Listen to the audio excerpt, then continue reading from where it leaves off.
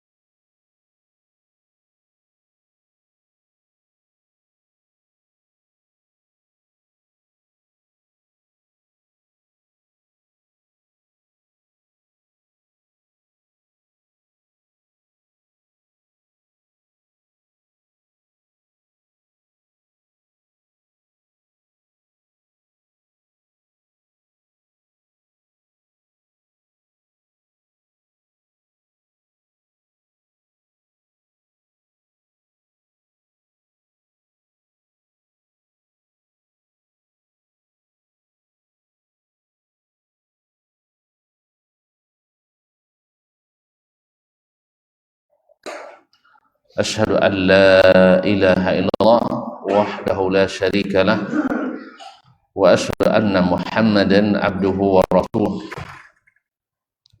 la nabiyya wa la rasula ba'dah. Ya ayyuhalladzina amanu taqullaha haqqa tuqatih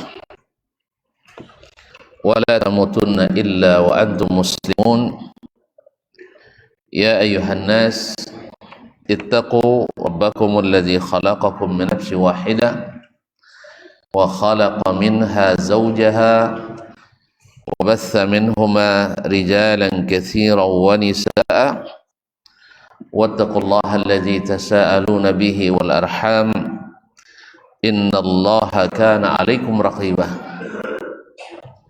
Ya ayyuhalladzina amanu ittaqullaha wa qulu qawlan sadida yuslih lakum a'malakum wa yaghfir lakum dhunubakum wa may yuti'illaha wa rasulahu faqad faza fawzan 'azima. Amma ba'd, fa inna asdaqal hadithi kitabullah wa khairal hadi hadi Muhammadin sallallahu alaihi wasallam wa syarrul umuri muhdatsatuha wa kullu muhdatsatin bid'ah wa kullu bid'atin dhalalah wa kulla dhalalatin finnar.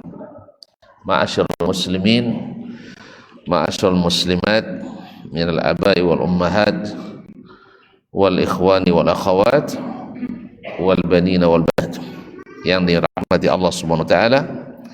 Alhamdulillah, dengan rasa syukur yang sedalam-dalamnya kita memuji Allah dengan puja-pujian yang setinggi-tingginya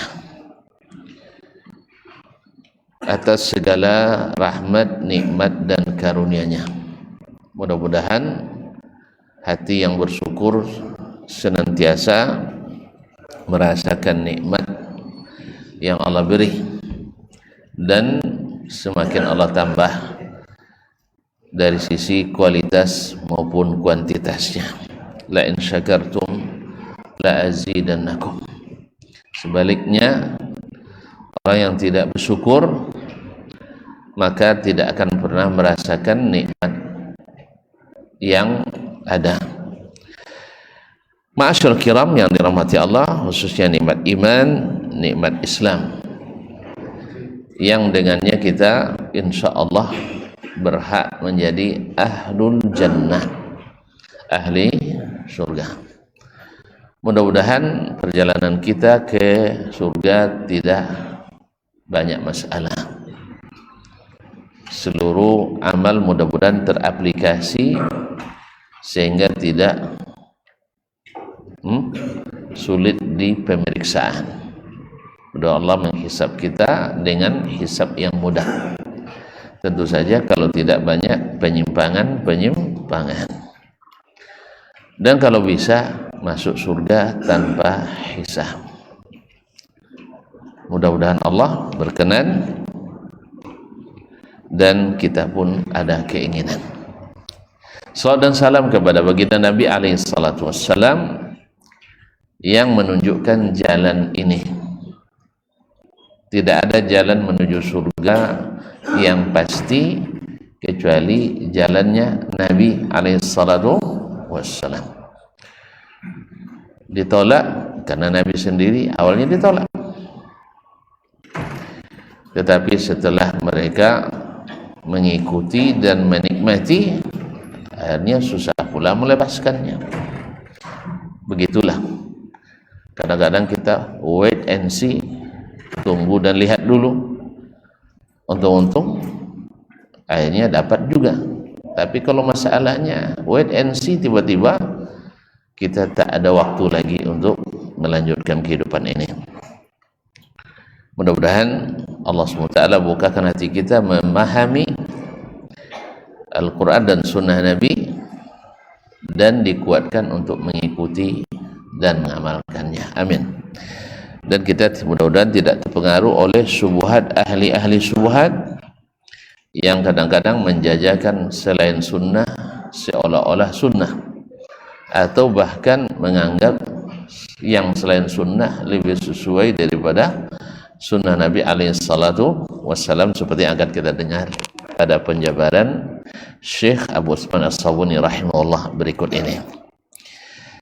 Kita terakhir kemarin tentang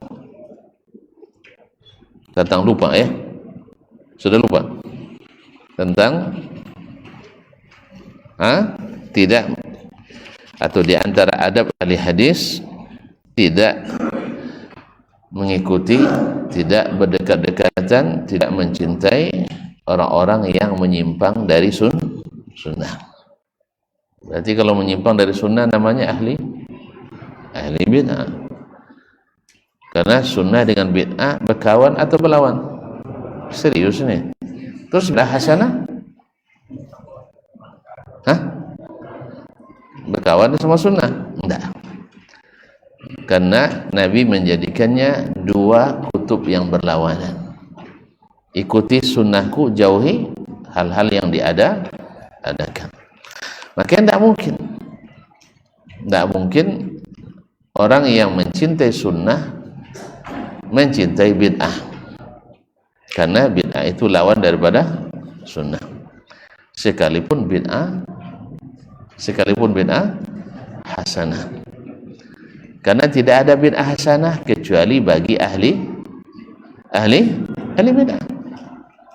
Ahli bid'ah saja yang mengatakan ada bid'ah hasanah. Lalu ditakwil-takwilkan perkataan Allah dan Rasul, bahkan perkataan ulama, untuk menghasanahkan bid'ah. Allahul musta'an. Alasan yang paling jelas bahwasanya bid'ah dan sunnah tak boleh berkawan. Sanggup tidak antum katakan Nabi adalah ahli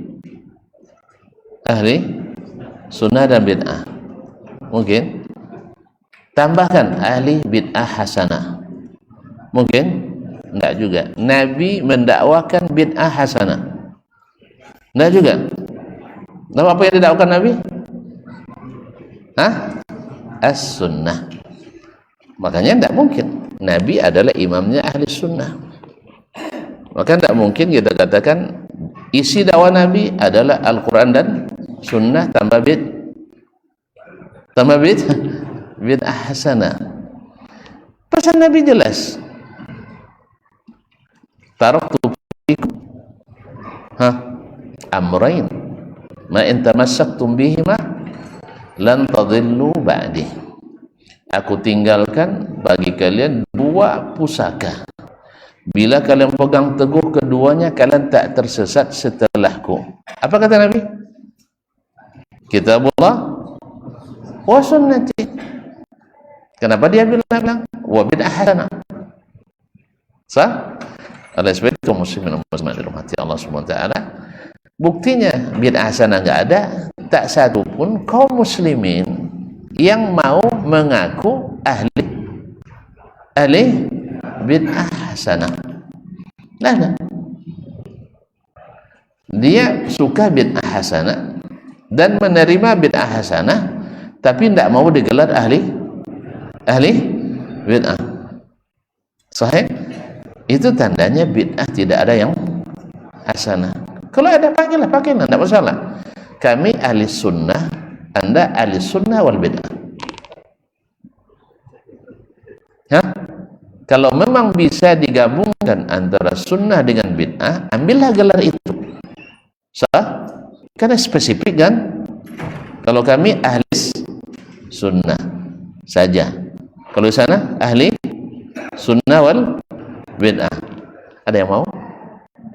Ada yang mau? Kita ada aplikasinya, isi formnya. Nah, sampai hari ini tidak ada ahli bid'ah yang mau mengaku sebagai ahli bid'ah. Justru mereka melemparkan gelar ahli bid'ah kepada ahli sunnah. Wajar. Karena apa? Karena mereka tak paham sunnah itu seperti apa. Belum memahami, bukan tak paham bahasa Arab. Dulu orang Arab tuh paham bahasa Arab, paham hadis Nabi itunya. Cuma mereka tak mau mengikuti, belum merasakan, belum memahami apa yang dinikmati oleh Nabi dan para sahabatnya salawatullahi wasallamuhu alaihi. Nah, sekarang kita lanjutkan pada alamat bersama Syekh, alamatu ahlil bidah. Alamat jamak daripada alamah. Alamah bahasa awak ya. Mana alamatnya? Ayuti kayak pasau. Jadi alamat itu adalah tanda yang menyampaikan kita kepadanya. Jadi kalau nak kenal ahli bid'ah, ini tanda-tandanya, ini alamatnya, ini ciri-cirinya. Berkata Syekh rahimahullah, wa alamatul bid'ah ala ahliha badiyatun zahirah. Tanda-tanda bid'ah itu pada ahlinya akan terlihat jelas dan terang. Jelas dan terang. Tidak bisa disembunyikan. Tidak bisa disembunyikan. Karena memang bid'ah itu akan diamalkan, akan diyakini, dan itu akan terimplikasi, terbukti pada amal-amalnya. Sahih. Jadi ahli bid'ah akan suka kepada yang bid'ah itu. Tidak bisa. Makanya zahir, badiyat zahirah. Kalau sunnah tidak. Al-sunnah juga jelas sunnah padanya, bahwa segala bentuk bid'ah dia tidak akan mau, sekalipun dijajakan dengan promosi, dengan harga promo, dengan diskon besar-besaran misalnya. Tidak ada pengaruh. Sebab Ahlus-Sunnah itu tidak mau menerima kecuali sunnah. Adapun mereka misalnya terlibat melakukan hal yang bid'ah, bukan karena dia meyakini itu bid'ah, mungkin baginya itu diyakini sebagai sunnah. Misalnya ada amalan yang diyakininya berdasarkan sebuah hadis, sahih hadisnya, dan itu adalah bagian dari sunnah. Ternyata ada hadis lain yang lebih sahih menasakhnya, dan itu belum sampai kepadanya. Kalau mau tahu itu, ikuti pelajaran Ar-Risalah Imam Asy-Syafi'i rahimahullah. Jadi di antara para sahabat sendiri ada amalan atau suatu fatwa yang dia fatwakan karena belum sampai kepadanya hadis Nabi yang sahih, maka dia berijtihad. Tapi telah sampai kepadanya hadis, maka serta-merta tanpa pikir panjang dia tinggalkan pendapatnya, dia tinggalkan amalannya, mengikuti hadis Nabi sallallahu alaihi wasallam. Untuk lebih jelas ikuti di kajian subuh Jumat. Nah, itu asal kalau ada banyak lagi ke sekolah. Nah, itu kini dibahas sebaris dulunya. Baik. Wa azharu ayatihim wa alamatihim shiddatu mu'adatihim li hamalati akhbarin Nabi sallallahu alaihi wasallam. Di antara tanda-tanda dan alamat mereka yang paling kelihatan adalah sangat memusuhi para pembawa hadis-hadis Nabi, memusuhi ahli hadis, baik perawinya maupun pengamalnya atau pembelajarnya. Misalnya untuk di abad ini yang tuan-tuan tahu yang paling ahli di hadis siapa? Syekh Al-Albani. Maka beliau yang paling dimusuhi oleh ahli bid'ah. Maka tidak heran bila misalnya di masanya Imam Ahmad orang mengatakan siapa yang membenci Ahmad, ahli bid'ah. Karena memang imamnya ahli hadis, yang paling ahli di hadis di masanya adalah Imam Ahmad.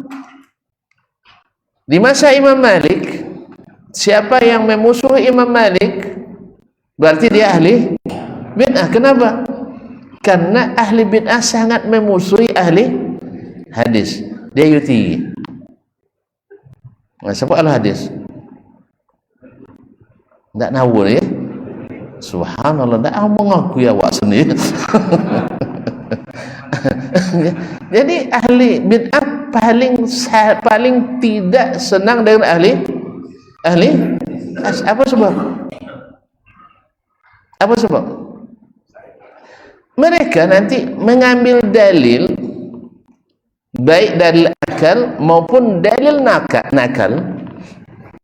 Dalil akal maupun dalil nakal. Nanti kalau seandainya dalil akal akan dibantah dengan ilmiah oleh ahli hadis. Misal, antum mengingkari Allah di atas, sah? Alasannya apa? Akal kan? Sebab kalau di atas mesti bertempat. Dibantah oleh ahli hadis. Yang menyabut kan ahli hadis itu. Non menyabut Allah di atas itu siapa? Nan di atas itu no? Inyo sendiri. Sudah itu nanti naik ketika bawa tawi siapa? Jibril. Sudah itu yang pernah lepai kata Rasulullah sallallahu alaihi wasallam. Inyo tu nyabut Allah di atas. Pakai bahasa Arab berulang-ulang tak sekali dah. Banyak Ibnul Qayyim labio 2000 dalil. 2000 tak cukup. 2000 dalil tak cukup. Dari hadis dan asar, ayat. Tak cukup dah. Kalau tak ada cukup berarti itu al-hawa. Labio 2000 dalil. Ada yang sahih dan semua yang sahih mengatakan Allah di hati. Tak jabatan Allah mewujud bila makan yang palsu. Kan tak tahu tuan-tuan itu palsu kecuali setelah datang Ali. Kan ya? Tak percaya contoh. Bau tentu mosong itu palsu setelah ada ahli hadis. Lalu dah belajar Darun 7 tahun itu boleh ulang kiai. Ngaji tentu itu palsu. Itu batalkan ya kami Allahu mawjudun bila makan bapak asal sadar lopal pada daerah mana kan ya lalu nyadalah di Darun tamatnya lahirnya.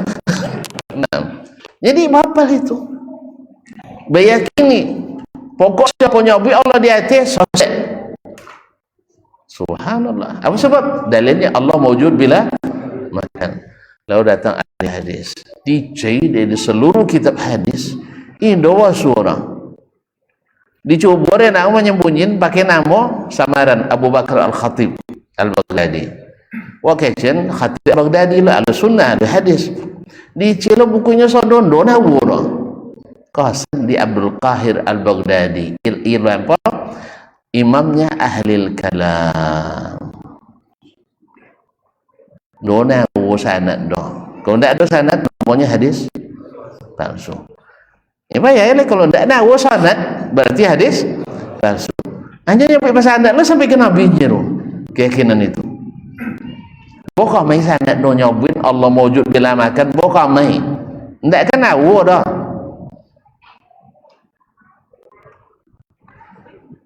Enggak tentangan contoh. Nak coba? Saya pakailah. Nak pakai Google, nak pakai apa? Tonyong lagi lah Google tu. Ini nak kemasukan. Kalau masuk dia tonton saya kalau mati dah ya. Duto sada sebenarnya. Teliti sana. Mana dope? Kasan uang ku embu sini. Misal kan. Kalau masuk sana suara. Ini bisa dia buat sadat kini aja. Sampai itu masih ada pemalsu hadis. Makanya yang tahu itu adalah ahli hadis. Akhirnya mereka pasti paling tidak suka pada ahli hadis. Maka Syekh Al-Albani rahimahullah yang paling dibenci oleh ahli bid'ah pada abad ini. Maka sodowang yang buat masalahnya awak kadang jalan lui tapi kan ada juga terjatuh kan ya. Kalau pada sahabat nak jual penjelasan ada di videonya. Apa kecelakaan di jalan lurus. Mana jual simak video tu. Kau tak galir weh. Kalau orang bahasa panjang lu cerita tu. Jadi kaum muslimin dan muslimat dirahmati Allah SWT, kadang-kadang kita berada di jalan yang lurus. Artinya manhaj sahih, mengikut jalan yang lurus. Cuman kadang-kadang terlaju gas. Kan ya? Terlaju. Kalau terlaju antu tak apa slip gay. Jatuh kita. Jale. Akhirnya yang jatuh itu tujuh tengok dekolinnya. Nampak tu? Nya topik jalan sikit tapi tetap juga melanggar. Kan ya? Itu jadi beban dakwah. Oleh sebab itu kalau topik jalan patuhi aturan jalan. Kadang dek lambek no uang buat salah. Inya jalur copek tapi jalannya lambek. Didim tak mau melak, dititit bongi. Aduh, tahu didimnya? Di kode je lampu. Lampu ngode tak mau melak. Sudah itu titit tahu tititnya? Nak jawab di klakson Idwin buri bongi kawak mandang kawak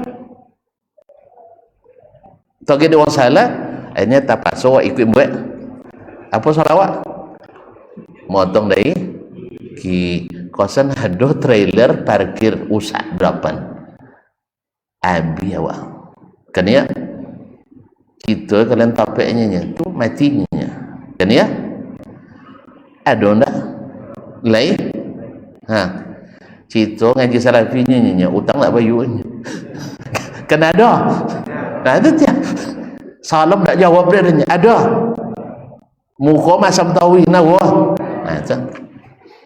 itu jadi beban. Jadi kecelakaan terjadi di jalan yang lurus, jalan sakit. Cuman ada beberapa orang di antara kita yang kadang-kadang seperti tadi. Kadang di keluarga, berkeluarga, tidak sehat kalau ada keluarga dia nak berbantah tahu ya, tengok.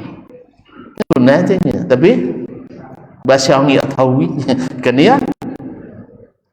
Kadang-kadang suami ini kan awak salah, tidak bini salah dah, awak salah dah. Kan ya. Makanya kalau jadi bini ustaz hati-hati kan jen kuat-kuat usaha. Nah, apalagi kalau ustaznya. Jelas ya? Kadang-kadang mohon maaf, berhitung sangat sulit. Awak di jalan yang benar, tapi piti siapa yang betong? Kan ya? Kadang-kadang ada banyak 50.000 ke selisihnya, tapi jadi beban dakwah. Jalannya cuma ngajinya lah. Kabar 20 tahun ngaji, celana cingkrang janggue sampai ke pusatnya. Cuman tetiloke betong payang. Tahu tanggung jawab. Itu juga jadi kecelakaan di jalan lurus. Selengkapnya lihat di situ. Banyak situ namun. Jadi kaum muslimin dan muslimat dirahmati Allah, masing-masing kita berusaha untuk tidak menjadi yang terlibat eksiden di jalan lurus. Upayakan, karena memang selain mengetahui akidah, kita juga harus mengetahui ilmu tentang profesi yang kita geluti. Yang berdagang harus paham fikih dagang. Yang bekerja harus paham fikih bekerja. Yang jadi buruh harus paham fikih buruh. Yang jadi security harus paham fikih itu. Jangan sampai gara-gara itu jadi beban dakwah. Kembali kepada ini. Jadi kenapa hamalul asar, para pembawa hadis, dibenci? Karena mereka punya hujah yang tak bisa dipatahkan. Kalau hujah logika sangat mudah dipatahkan. Antum mungkin diantara orang yang tak paham berlogika menang, tapi ketika berhadapan dengan orang ahli sunnah yang paham logika, tidak dapat manci orang. Makanya Syekhul Islam Ibnu Taimiyah kenapa paling dibenci oleh ahlul bidah dan hawa? Karena tak satu pun logika mereka kecuali beliau bisa patahkan dengan logika. Paling dibenci oleh Syiah, paling dibenci oleh Sufi. Apa sebab? Bahkan oleh orang agama lain. Apa sebab? Karena beliau berbicara tentang Sufi, tentang tasawuf, lebih alim daripada orang Sufi sendiri. Bicara tentang logika, ilmu mantik, lebih ahli daripada ahli kalam. Itu dia dipaham. Makanya orang berhadapan dengannya takut. Tapi belajar di belakang, bicara belakang, sanggup. Dalam hatinya betul ada. Ditambah adab beliau. Kalau ada yang mengatakan Ibnu Taimiyah kurang ajar, ini aku aja dulu. Apa sebab? Sebab sejarah membuktikan banyak sekali di antaranya ketika orang yang menyebabkan beliau dipenjarakan dan dilarang mengaji, dipersekusi. Jalan. Kan ada grup yang kodok montir kajian kan, siapa pimpinan hilang, tadi sondok, enggak sondok dulu, jono. Dia kaum muslimin muslimat, ketika orang itu mati, yang tukang adu-adu tadi, alun orang lain menjenguk, belum lagi orang lain keluarganya menjenguk keluarga yang meninggal itu, Ibnu Taimiyah sudah sampai. Betul lah tuan-tuan. Sang ada juga ulama gak selesai sekene ya, ndak mau ndak. Wadang kena ahli bid'ah ada waknya dah. Ndak muslim wala mati. Ndak pun ndak. Ndak ahli bid'ah berdosa. Ndak. Lah matinya rumah. Semoga Allah ampun, kecuali bid'ahnya menyebabkan dia keluar dari Islam. Ada memang sebagian orang yang meninggal dan tidak tolong doa. Memang ucapannya kalau benar itu keyakinannya kafir, tidak ada ragu padanya. Cuma namun tidak sebarkan ke uang lah, itu ada sahangnya. Jalan kecuali itu batanya boleh doang sianu ustadznya, itu dan jalan. Tapi kalau tidak ada kepentingan dan jalan. Kok salah ada yang buang lo kan? Tapi tidak berani mendoakannya. Apa sebab? Ucapannya auzubillah. Entah itu keyakinannya, tapi yang jelek, ampun nengok, tidak pernah nampak sholat gitu. Tidak pernah nampak sholat. Lah berkumpul mau sobo-sobo yang menghalangi mendoakan. Jangan tanya nak siapa tak? Nggak ada usah jangan tanya. Itu hak den lu privasi den. Mereka jadi fitnah lu kok. Ini den jo salah pada sabun. Iya pada sabun. Jadi kaum muslimin dan muslimat yang dirahmati Allah SWT. Sampai di mana tadi? Jadi Ibnu Taimiyah rahimahullah sudah sampai. Bahkan dia sampai kepada keluarganya, sejak saat ini saya yang menjadi pengganti posisi ayah kalian. Apapun yang kalian butuhkan, silakan sampaikan kepada saya. Masya Allah. Tidak dibuat, tidak ada apa-apa busur. Awak kalau sampai dapat berita itu, alhamdulillah bungkam ini. Itu subhanallah, beliau datangi keluarganya, akhirnya mereka paham ternyata ya kami non cilaku sama mukanya. Tapi Syekhul Islam tidak menyuruh mereka untuk itu, tidak. Doakan ayah kalian, mudah-mudahan Allah mengampuninya. Karena beliau walaupun orang berilmu, kadang-kadang jahil dalam berbagai masalah. Fikih mungkin dia imam di mazhab tertentu, tapi di akidah dia tidak imamnya. Atau karena syubhat yang tidak bisa dia lepas, atau kepentingan jabatan, karena memang pejabat waktu itunya. Jadi kalau ada pejabat agak sosek-sosek kenek, maklumi aja lah mah. Maklumi, karena memang kalau tidak sosek kau payahnya jalan. Ya kalau tidak sosek copek jalan, tak ikut yang lain dah. Ajaklah sama-sama. Nak lihat orang lain dapat jen jauh tinggi. Hanya orang-orang yang kuat saja yang punya prinsip. Jangan kan bekojo, jangan kan banti bekojo mu aja kan. Itu hanya bisa. Ibaratnya kalau nyom diberikan jabatan memang di gunung untuk berbuat kebaikan. Ibarat menampung cak sampai tadu dua. Habisnya pak, istilah menampung sampai tadu dua. Tapi kalau nampung masih tolok, nunggu awak dia kalah awak. Paham? Kalau ada apa mereka datang jalan dan jalan sejauh-jauh bagi jabat, bagi yang menjabat. Jadi lakukan yang bisa kita lakukan saat itu. Walaupun orang banyak yang tidak setuju, banyak yang tidak setuju, selama tidak melanggar aturan dan perundang-undangan. Itu pastikan itu. Selama tidak melanggar peraturan perundang-undangan. Maki kopi haji, pergi ke kantor, melanggar undang-undang, tidak pakai, nggak usah lah. Atau kopi nasional melanggar, tidak pakai celana cingkrang ke kantor, melanggar undang-undang, tidak. Tapi jangan selutut. Kalau selutut ya tidak ada doh. Lain manfaat doang. Di awal-awal kemerdekaan dulu lain tidak apa orang. Kalau gini tidak. Ya milih tabiang lah. Tahu milih tabiang? Tidak tinggal alam dah. Tidak ada tutup tabiang tu. Kan banyak ikan waktu itu. Kalau sawan tidak ada lah. Jadi kaum muslimin. Jalannya. Jadi ada hal yang tidak terlalu menarik perhatian. Atau misalnya ketika kita disuruh untuk melaksanakan suatu kegiatan mahasiswa misalnya, tidak bisa tuntut memisahkan santri dengan santriwati melanggar undang-undang. Tidak. Orang tak pernah buat deh. Tak masalah, awak buat. Senam tidak sehat. Maaf, senam sehat.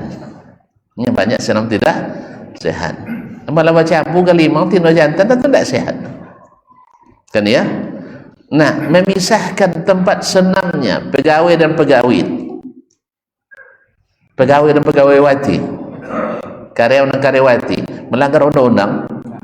Melanggar peraturan? Tidak. Melanggar budaya? Tidak. Karena asalnya orang kita, khususnya Melayu ini, memang terpisah laki-laki perempuan. Apalagi berpakaian pakai training seperti itu. Dan ini apa putu-putu lu mulu tahu wala belakang kan mado juga ke belakang lu sana. Enggak panas sanam pernah. Nah. Berdosa? Enggak. Aturan enggak. Enggak buat doang. Enggak buat doang lah tadi dek mengikut dek takut tadi itu. Nya nak menampau tapi enggak agunya menampau tu. Nya 2 tahun buat situ 1 tahun kayaknya 2 bulan kayaknya. Tapi ada kesan yang teringat dan tak terlupakan. Sederhana tapi penuh makna. Jelas? Jelas bang? Hah? Kalau nak jangan ambil jabatan, tak kamu guna. Kalau menjalankan yang ada, jen, tak ada guna. Harus ada pengaruh kita kepada kebaikan, bukan keburukan. Ada contoh lain, tapi Pak Ayam buat kan? Pak Ayam buat kan? Misalnya kegiatan kan ada honor doh, honor ada kan? Ampra tak bisa dirubah, amplop bisa. Tak paham lah. Ini kalau pada buat tahu hamnya. Ampra catatan daftar gaji itu tidak bisa diubah. Yang ketua harus lebih tinggi pada, yang ketua lebih tinggi pada anggota. Amplop bisa. Paham kau sih? Ketua matui, anggota satui ditandatangani. Di amplop digelincon pitiru bagi sama banyak. Kemuliannya jangan tahu willy sekali je. Iya, boleh ya? Diprotes saudara buah, diprotes saudara buah kalau itu tidak pernah babu ya, jadi tidak habis. Nah, yang pernah babu tak tahu ini. Apa kan diprotes leh? Bagiannya benar yang bagian awak betul untuk protes awak adalah. Asalnya dapat 1, dapat 250, bangi kawak. Hah? Tidak, nah. Kemana-mana itu perlu musafir ya, perlu musafir jelas ya. Untuk noyong gaji jen gaji atasan noyong, gaji bawahan. Sebab kalau bawah nayok di atas pasti nayok, kalau di atas nayok na bawah mengungin ya. Yang bawah tenggelam, di atas tetap nayok, di bawah ti itu jadi wangi nak buat ke awak. Semakin banyak kesenjangan. Pinoyong di bawah, di atas pasti lebih tinggi lonja. Inya 2 juta noyongnya, awak 2 juta noyong. Kan iya gitu. Kalau yang pegawai biasa, noyong 2 juta lah gembiranya kan. Tapi kalau kepala noyong 2 juta, kan ya. Nah, jadi makanya tetap semakin ke atas semakin naik. Teori Yusawak je buat. Nah, saya Yusawaknya tak lama situ lah. Tak lama. Baik, balik ke sini. Jadi Syekhul Islam sangat ditakuti dan dibenci. Sebab apa? Karena beliau adalah min hamalatil athar. Sehingga fitnah yang disampaikan Ibn Taimiyah tidak ngerti hadis. Al-Albani tidak ngerti hadis. Menyambut itu lebih dah ngerti. Ini kumpul ada yang mencoba mengumpulkan kesalahan-kesalahan Syekh Al-Albani dalam mentakhrij hadis. Wasul sekitar 3 hati kan. Sebagian ini tidak paham, tidak baca sampai akhir. Sebagian memang Syekh keliru dan salah. Cuma kita katakan kalau beliau mentakhrij 30.000 hadis, 30.000. Tuan-tuan mentakhrij 30 buahnya. Tu mana ahli hadis tu? Yang mentakhrij 30 atau mentakhrij 30.000? 30.000. Awak nak mentakhrij 30 salah mau boleh. Syekh mentakhrij 30.000 salah 300. Mana tinggi ponten? Tak apa ponten lah. Mana tinggi nilai? Ulang lihat. Nak awak tahrid 30 hadis salah 15. Beliau mentahrid 30.000 salah 300. Mana tinggi nilai? Hah? Yang salah 300 tadi. Yang salah mau boleh, yang mau 30 soalnya. Salah mau boleh. Mau 10 nilainya. Kalau ikah 90 nilai. Makanya kaum muslimin dan muslimat, semua yang mengkritisi beliau dengan niat menjatuhkan, semuanya berguguran, masuk keranjang ahli bid'ah dan ahli haram. Adapun yang mengkritisi beliau dengan niat memperbaiki, rezeki, Allah angkat. Karena memang yang berniat baik Allah berikan kebaikan, yang berniat buruk Allah beri keburukan. Alhamdulillah. Alhamdulillah. Jadi yang mengkritisi dengan niat menjatuhkan, jatuh sendiri. Nyasiala tinggi, God kuat pegangannya. Ikon dan ikon bodoh main je. Bodoh baju, bodoh main je. Tentu tak kuat dah. Jelas? Alhamdulillah. Ya, jadi kalau kita sedang nak dijatuhkan orang, harus berbahagia bahwa kita sebenarnya sedang di atas. Jelas? Tapi kalau tidak ada nak jatuh awak, berarti awak sedang di bawah. Apa? Dia jatuhnya di bawah. Jadi kalau ada orang nak menjatuhkan, berarti kita sedang di atas. Jangan wangi-wangi, jatuhlah kalau tolong. Tapi kalau Allah yang mengangkat, tak akan ada satu pun yang bisa menjatuhkan. Allah mengangkat. Nabi SAW berlomba semua orang menjatuhkannya, tapi semakin melejit, semakin meroket. Alhamdulillah. Tapi kaum muslimin dan muslimat, masuk waktu. Kita azan dulu atau langsung di stop? Hah? Kan baru pembukaan ini. Hah? Azan dulu, sambung. Baik. Insyaallah.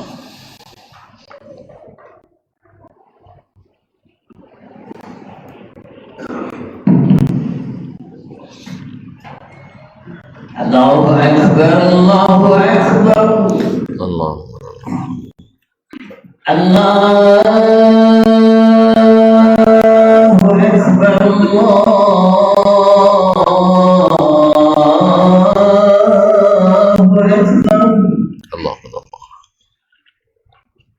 Asyhadu an la ilaha illallah.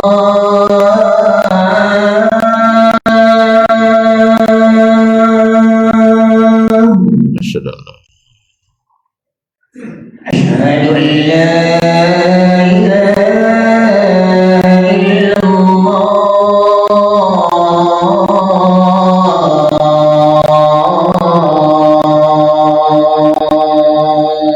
أشهد أن محمدا رسول الله.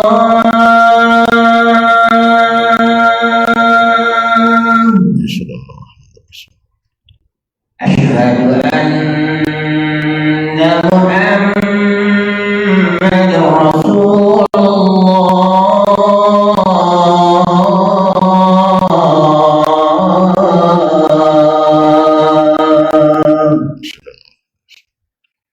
حي على الصلاة.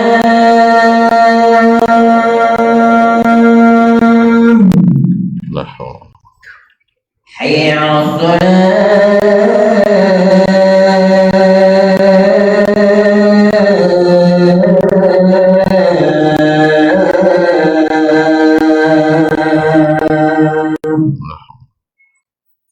حي على الفلاح.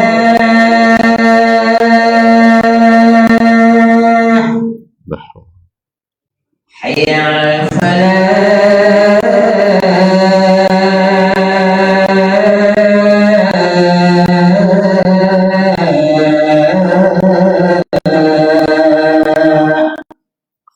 الله أكبر، الله أكبر. لا إله إلا الله. ونشهد اللهم رب الصلاة Masyaallah kiram yang dirahmati Allah SWT.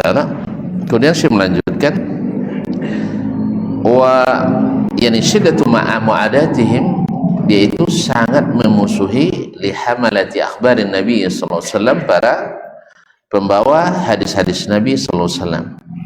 Kalau dulu di zaman riwayat tentu para perawi hadis dan imam-imamnya. Kalau sekarang adalah orang yang menghidupkan kembali sunnahnya ahli hadis, seperti ahli takhrij hadis, ahli manahijul hadis dan sebagainya yang mengikuti manhajnya ahli hadis. Sebab seperti kata Syekhul Islam Ibn Rajab Al-Hambali dalam kitabnya Fadlu Ilmi Salaf ala Ilmi Khalaf, dia sebutkan karena di zaman mutaakhirin ada orang yang ahli dari sisi kepakaran secara akademis, ahli di hadis, tetapi terpapar pemikiran dan manhaj bukan ahli hadis. Mereka terpapar pemikiran ahli kalam wa ahli mantiq, sehingga di akidah tidak lagi seperti ahli hadis, bahkan di fikih juga tidak seperti ahli hadis. Misal yang dulu dihadapi oleh Imam Asy-Syafi'i rahimahullah ta'ala, kalau dulu murni orang-orang pemikiran di zaman Imam Asy-Syafi'i rahimahullah memang ahli kalam yang dihadapinya. Kalau sekarang enggak, di zaman Ibnu Rajab ada yang perawi-perawi hadis, pakar-pakar hadis, tetapi secara pemikiran tidak pemikiran ahli hadis, tapi ahli hadas. Jelas? Contoh tadi di akidah, ahli hadis sampai Imam Asy-Syafi'i rahimahullah mengumpulkan 300 hadis. 300 hadis membuktikan bahwasanya Nabi berhujjah dengan hadis ahad dalam segala masalah agama. Nah, yang pakar hadis ini tapi terpengaruh oleh pemikiran bukan ahli hadis, salah satu dari landasan akidahnya tidak menggunakan hadis ahad dalam masalah akidah. Apa hadis ahad? Hadis yang tidak mutawatir. Apa hadis mutawatir? Mutawatir itu diriwayatkan oleh orang ramai yang tak mungkin sepakat mereka berdusta. Paham sih? Tak mungkin sepakat mereka berdusta. Hadis ahad enggak, hanya orang perorangan enggak sampai mutawatir. Maka perbedaan ahli hadis dengan ahli hadas di sini terlihat. Ahli hadis semua hadis asal sahih hujjah dalam akidah. Tapi ahli kalam enggak, bahwa hadis yang tidak mutawatir enggak boleh jadikan hujjah dalam bab akidah. Bab akidah. Alasannya apa? Akidah itu keyakinan qata', pasti. Sedangkan hadis ahad tidak pasti, tidak sampai kepada derajat yakin. Tapi zan adalah dugaan yang paling berat bahwa itu sahih. Paham tak? Subhanallah. Para sahabat belajar, dengarkan kajian pagi subuh tentang hadis ahad. Itu ada beberapa seri. Ya kalau saya bahas, ya masing-masing itu kalau tidak salah sampai hampir 10 seri ya, masalah itu. Dan rata-rata antara sejam sampai sejam, sekitar 50 sampai sejam. Berarti memerlukan 10 jam untuk membahasnya. Tapi secara singkat dikatakan, bagi mereka ahli kalam, hadis ahad itu yufidul dhann, hanya dugaan ghalibnya, dugaan yang terbesar. Artinya 100, misalnya dari 100%, dugaan benarnya 95%. 5% ada kemungkinan human errornya. Apa istilahnya itu dalam apa? Dalam polling, dalam voting?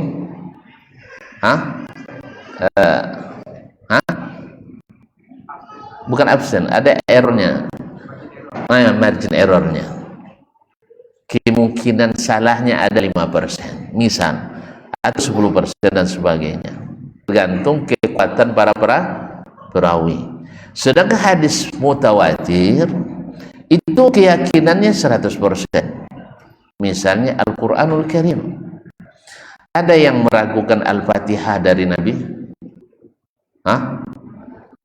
Ada yang meragukan kisah Al-Fatihah sedikit pun?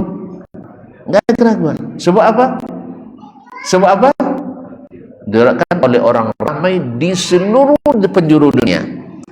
Yang ini tidak ketemu dengan yang itu, tidak mungkin berdusta. Nah, di antara hadis juga ada yang seperti itu, diriwayatkan oleh orang ramai. Seperti hadis man kadzaba alayya muta'ammidan falyatabawwa maq'adahu minan nar, itu diriwayatkan oleh 70 orang sahabat. Sahabat ini menyebar pula ke berbagai negeri. Ada yang di Syam, ada yang di Mesir, ada yang di Irak, dan di Makkah, dan Madinah, dan sebagainya. Dan masing-masing mereka punya murid, ramai pula. Jadi dalam setiap tingkatannya ramai meriwayatkan, ini namanya mutawatir. Ahlul hadis tidak mensyaratkan hadis mesti mutawatir dalam akidah. Ahlul kalam mensyaratkan itu. Makanya wajar mereka menolak hadis al-jariyah, hadis anak kecil wanita hamba sahaya yang ditanya oleh Nabi, di mana Allah?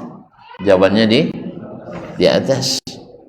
Kata Nabi, atiqah fa innaha muslimah, merdekakan dia karena dia mukminah, dia beriman.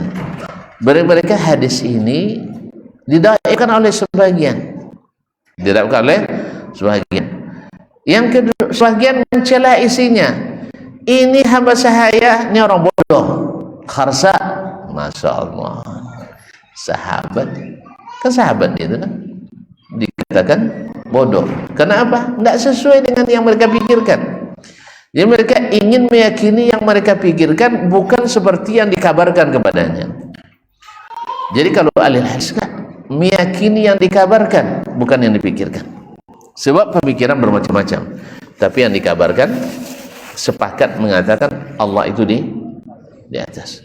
Carilah berita dalam Al-Quran, dalam hadis, dalam asar, semuanya Allah di atas. Lalu masuk dalam pikiran orang ahli syubhat, kalau di atas mesti bertempat. Ini kan pikirannya. Bisa dibuktikan? Bisa dibuktikan? Bisa dibuktikan bahwa kalau Allah di atas dia bertempat. Ada no PKT? Enggak ada. Bisa mereka buktikan? Ya enggak. Tempat lainnya cakap. Akal lo enggak bukti Roji. Akal ini obat bocor bukti enggak. Pikiran dipikirkannya contoh api kini dan boleh kata pek seibu dan jue seibu muatwi belabo dan jue pupuk nak bermodal untung 1% bayu setelah laku. Secara logika untung tu rugi. Kenyataan bangkrut, botang dalam. Pahamnya enggak? Macam nak pernah gali tu je. Kan pernah galinya? Saja. Dalam hitungan logika mustahil rugi. Kau berdua ibu mati. Boleh je lelaku berbayu dan dia mau ibu. Bontung tak? Kan ya? Tapi kenyataannya piti nak nawu utang tabi. Nyala tentunya. Buka fotokopi, bawalin mesin, kote abi ompek karton sabulan, piti donawu, jentuk masuk mesin le, tu boleh kote nak nawu le. Secara logika, untung tu menang, untung tu rugi. Secara logika, untung tu rugi. Subhanallah, kote salai 10 rupiah, secara fotokopi. Bagi laku 30 rupiah. Perbuang tuang 20 kali muatui sarim. 20 kali muatui. Nak ambil metung bulu ri. 20 kali muatui. Hah? 1 juta. 1.000. Jadi untung sarim 1.000. Lah, sakarton buat rim. Dia dia. Hah? 5 rem.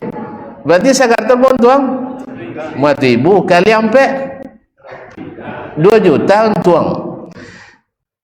Ansuran mesin 250 sebulannya. Jangan kan langsung mesin leh. Tok boleh kote tok modal so nak tahu. Itu dia tak masuk logika judul. Bukti nawu maksudnya ugi. Bukti nawu maksudnya ugi. Ndak bisa secara logika betul maka tanya bisa dibuktikan. Kalau Allah di atas aras, bahwa Allah bertempat menempati aras, bisa buktiin dah? Hah? Leh kalau nya sampai ke aras. Siapa nak sampai ke aras? Hah? Ndak ada. Lah mati pun ndak je sampai lagi. Nah, jadi tapi non sampai kau kan Jibril. Inya tanya Allah di atas aras. Tu cito Jibril wa ingin atau cito Pak Jabir? Wa ikin cito nangdo, inyo ponakati ndak pernah mereka ke atas. Nabi yang pernah ke atas mengatakan Allah di atas. Oh, ndak masuk akal. Kok akal Nabi masuk? Ndak masuk akal Jibril kok masuk? Ndak masuk akal. Allah memberitahukan itu. Berapa banyak sesuatu ndak masuk akal tapi terjadi. Apa contoh? Semuanya ada contoh, subhanallah. Semuanya ada contoh. Isa lahir tanpa ayah. Adam tercipta tanpa ayah joma. Kan ya? Itu tidak mustahil secara akal. Tidak mustahil secara akal. Lena orang tiba-tiba anak aja tidak ada orang kan? Tapi itu ada. Bisa dibuktikan. Jadi mustahil menurut akal kita, tapi nyata menurut kekuasaan Allah SWT. Yang kedua, itu yang pertama. Yang kedua, kita bisa buktikan juga dengan nyata. Tidak semua sesuatu di atas sesuatu menempati yang di bawahnya. Sahih? Tuh, apa contoh? Langit saya nampak sekodang tu, 7 lapis le. Tuh, tabal langit ni kan? Tabal langit itu tentunya. Apa arti tahun perjalanannya? Dari langit ke langit lah 7 tahun perjalanan. Tak boleh lah. Tak boleh. Tu apa dia tak baliknya, tak balik yang.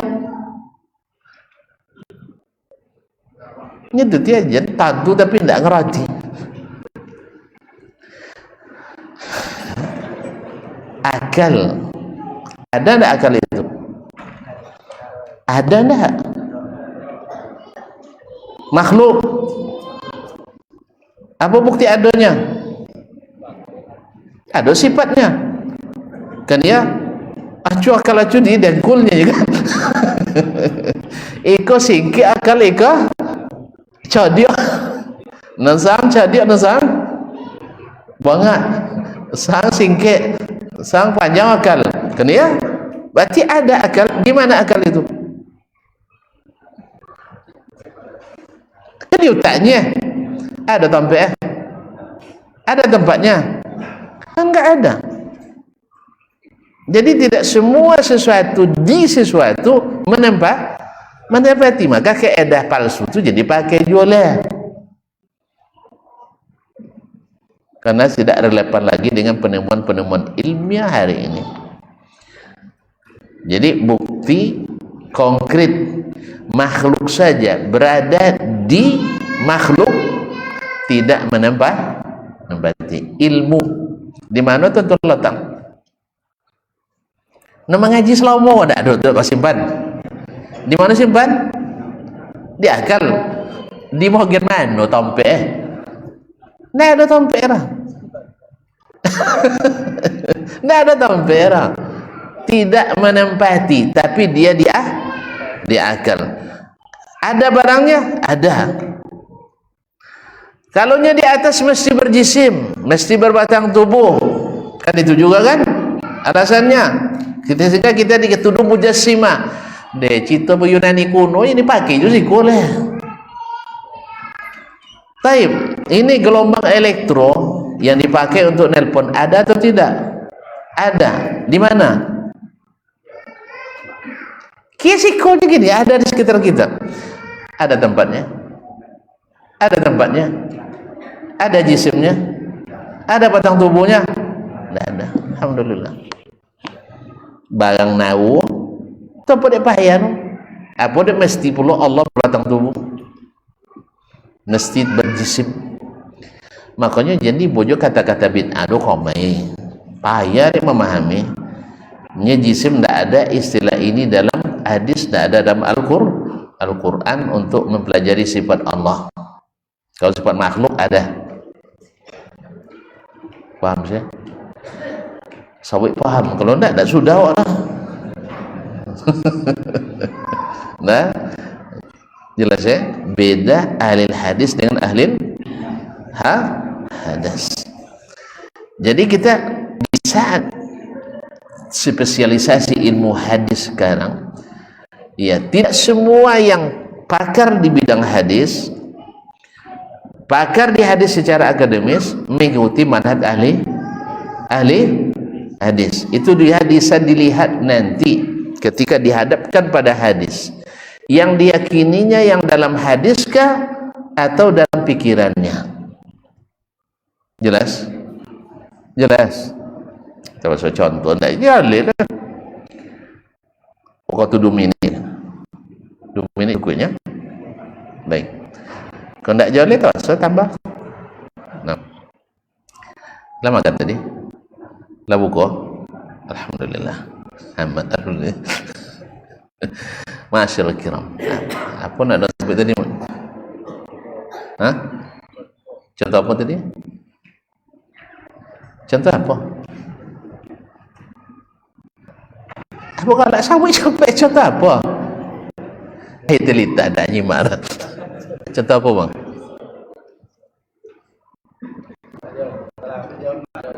Hah? Contoh ahli hadis dengan ahli hadas dalam menyikapi hadis. Ahli hadis meyakini yang dalam hadis. Ahli hadas meyakini yang dipikirkannya. Sudah sebutkan oleh Syekh sebelum ini, cuma ulang kaji balik. Contoh yang ada dalam kitab je lah ya. Ketika datang hadis bahwasanya Allah turun ke langit dunia di sepertiga malam terakhir, lalu disebutkan segala keutamaannya, berdoa, mohon ampunan dan seterusnya. Ahli hadis apa yang dilakukannya? Mereka meriwayatkan hadis ini babu nuzulillahi ila sama'id dunya, bab turunnya Allah ke langit pertama. Ketika dia membuat judul bab tadi, paham atau tidak paham? Tonton buat skripsi, buat judul, paham, tibanya ulama buat judul tidak paham tak? Itu hebat kalian pada ulama. Abu Dawud atau Bukhari, Muslim misalnya menyebutkan dalam bab nuzulir Rabbi, bab turunnya Rabb Allah ke langit pertama. Pahamnya? Tidak paham. Berarti keyakinannya Allah turun. Lalu datang pakar hadis tetapi memakai metode ahli hadas, ahli kalam. Dia akan mengingkari ini. Apa sebab? Dipikirkannya, kalau Allah turun tentu aras kosong. Sahih? Kalau Allah turun berarti aras kosong. Kalau Allah turun mesti melalui langit ke-7, langit ke-6, langit ke-6, ke-5, 4, 3 dan 2. Berarti Allah masuk ke dalam makhluk. Sah? Natijanya apa? Masih banyak alasan lain. Sepertiga malam di Kanada berbeda dengan sepertiga malam di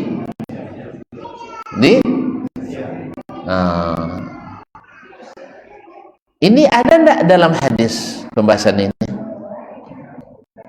Ada enggak di dalam hadis pembahasan ini? Ada. Ada enggak pengingkaran dari sahabat tentang hadis ini? Enggak ada. Jelas? Nah, kalau begitu gimana? Natijahnya berarti hadis ini mesti ditolak karena hadis ahad,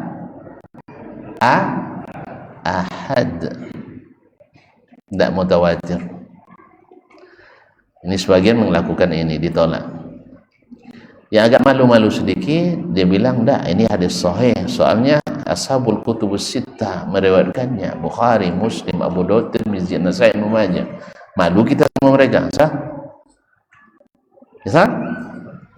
Akhirnya diterima lafaznya, tapi tidak terima maknanya.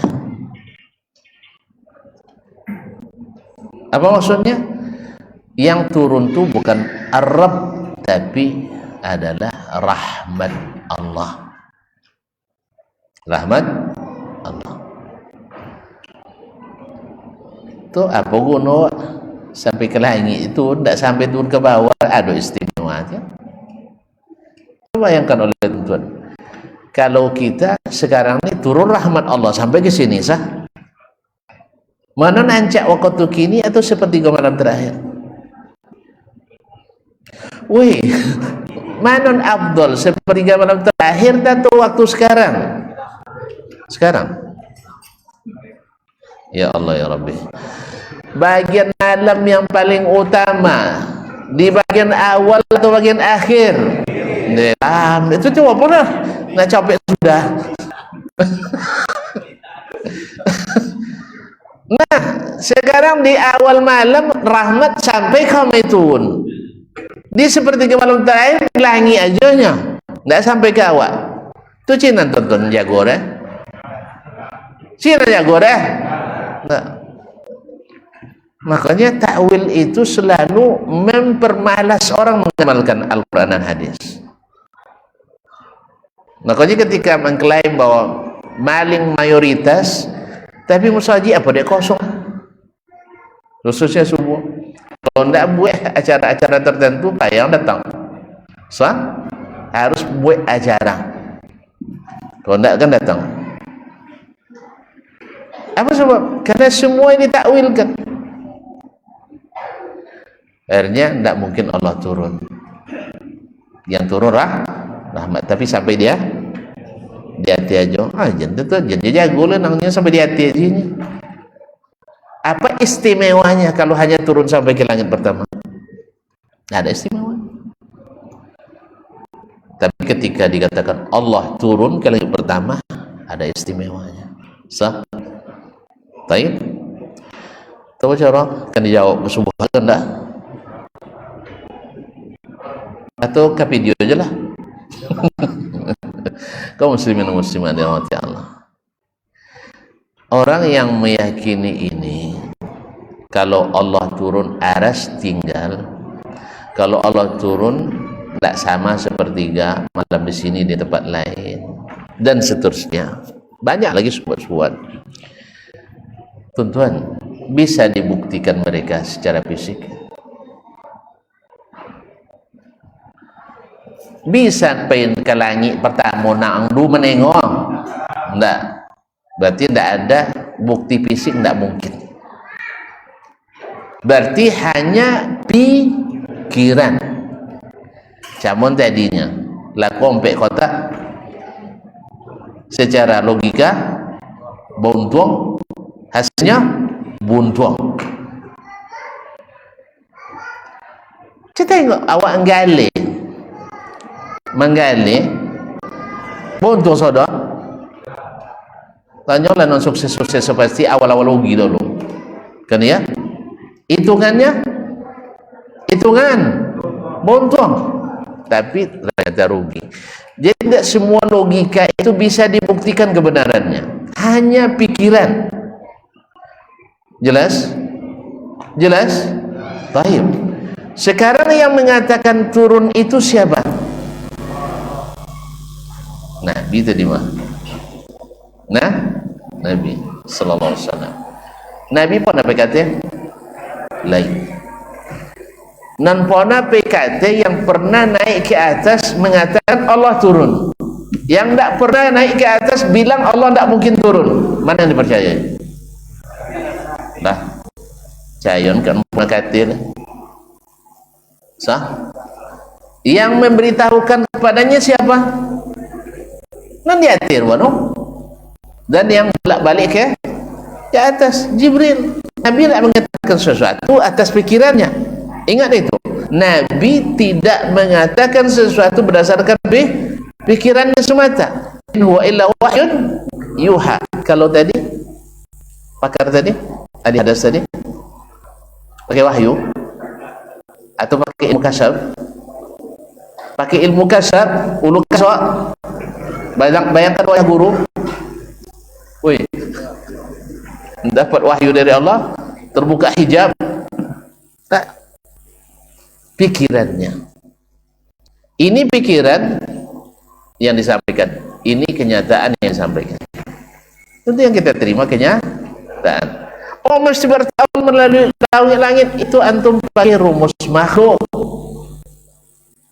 Ini sangko Allah Ta'ala condok Allah pun dari lantai 7 sampai ke lantai 1 mesti melalui lantai 6, lantai 5, sampai lantai 3, lantai 2. Itu siapa?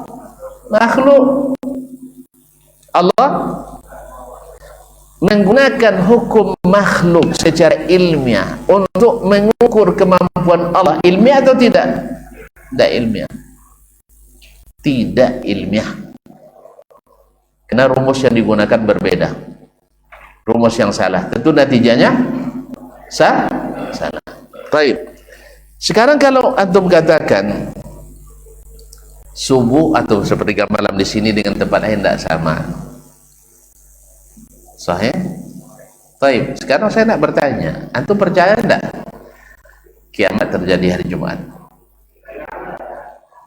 Terus sekaligus atau berangsur? Atau kiamat Jepang dulu, Amerika lagi? Woi. Karena Jumatnya tidak sama. Orang sudah sholat Jumat di Jepang dan di Amerika Selatan, dan Amerika Selatan masih tahajud bu. masih membuka puasa kami bu. Tuh. Kalau memang macam itu, sudah pindah, rakyat kiamat pindah ke Amerika Selatan. Lila ambil kiamat kan dia sampai taubat, pasang alarm. Pasang apa istilah iya, apa namanya, radar anti kiamat. Jadi pasang di Jepang kan timur ya, oke bang, kan dah lu timur tobi ya. Nah, terjadian tobi di barat, mau tahu tobi di barat, ya pindah Jepang. Atau jangan-jangan antum juga akan mendustakan hadis ini. Nah, kalau nak buktikan secara fisik, tahan napas sampai hari kiamat. Kosan buat mosong kiamat hari Jumat. Dan sekaligus tidak ada lagi pertimbangan Jumat di sini beda dengan Jumat di tanah. Paham? Alhamdulillah kalau paham, cukup sampai sini dulu. Nah, makanya mereka sangat tidak suka pada ahli hadis, karena selain punya hadis, punya logika yang sehat, tidak mau logika yang sakit. Pakai aja pikiran Yunani kuno. Kita sudah pakai pikiran yang menembus batas-batas langit berdasarkan wahyu yang Allah turunkan.